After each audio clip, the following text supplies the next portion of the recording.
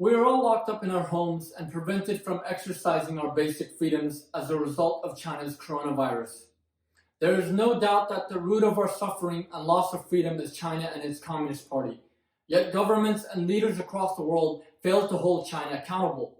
For over 70 years, China and its Communist Party has been engaging in ruthless oppression in East Turkistan, Tibet, South Mongolia, Manchuria, Hong Kong, and other areas under the control of the PRC empire. As a result of weak-minded leaders and poor governance, the world failed to stop these atrocities. Over the decades, by continuously engaging with China, the world has only empowered this evil empire, known as the People's Republic of China, to endanger the very survival of humanity as a whole.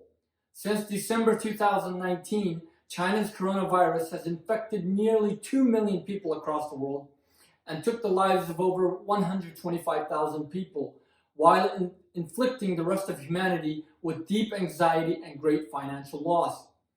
The longer that world leaders fail to address and eliminate the evil PRC empire, the more that innocent people across the world will continue to suffer and lose their lives.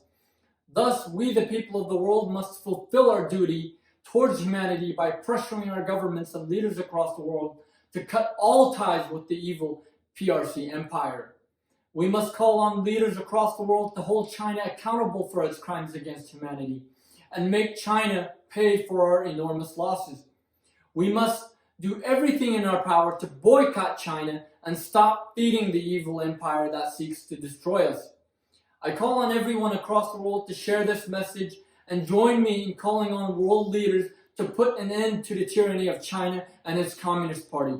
The world must take action now before it's too late. We must work together to restore independence and freedom to East Turkestan, Hong Kong, Manchuria, South Mongolia, and Tibet. For only then can we truly defeat the evil PRC empire and safeguard the freedoms, independence, and the overall existence of all nations across the world.